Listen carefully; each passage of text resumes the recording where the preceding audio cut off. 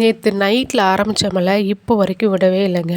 ஆனால் நான் காலையிலேருந்து எதிர்பார்த்துட்டு இருந்தேன். எந்திரிச்சதுலேருந்தே இன்றைக்கி எப்படியாவது ஸ்கூல் வந்து லீவ் விட்டுறணும்னு சொல்லிட்டு. ஏன்னா ஒரு மாதிரி ரொம்ப இருட்டாக மழை வந்து ரொம்ப ஒரு மாதிரி விழுந்துட்டே வந்துருந்துச்சு. சரி ஓகே, கரெக்டாக நானும் சமையல்லாம் பண்ணி முடிச்சிட்டேன். சம்டைம்ஸ் ஸ்கூல் லீவ் இல்லைனா என்ன பண்ண முடியும்னு சொல்லிட்டு பார்த்தா கொஞ்சம் நேரத்தில் வந்துட்டு நியூஸ்லேயும் வந்து இன்ஃபார்ம் பண்ணிட்டாங்க. அப்படி உங்கள் ஸ்கூல்லேருந்தே வந்து இன்ஃபார்ம் பண்ணிட்டாங்க. ஜாலின்ற மாதிரி வந்து இருந்துச்சு. பசங்க வீட்டில் இருந்தாலே எதாவது ஸ்நாக்ஸ் கேட்பாங்களே, இன்றைக்கி வந்து கேக் பண்ணி தர சொன்னாங்க. இந்த பனானா வாங்கி அப்படியே வந்து இருக்குது. இந்த மழை டைம்னால அவங்க வந்து சுத்தமாக இந்த பனானாலாம் வந்து சாப்பிடவே மாட்டேங்கிறாங்க. சரி ஓகே, பனானா யூஸ் பண்ணி பனானா கேக் பண்ணலான்னு தான் வந்து பண்ணேன். நல்லா சூப்பராக நல்லா ஸ்பான்சியாக வந்து வந்துருந்துச்சு. அவங்க கேக் தான் வேணும்னு கேட்டிருந்தாங்க. எனக்கு வந்து பனானாவும் தீர்ந்து போகணும்.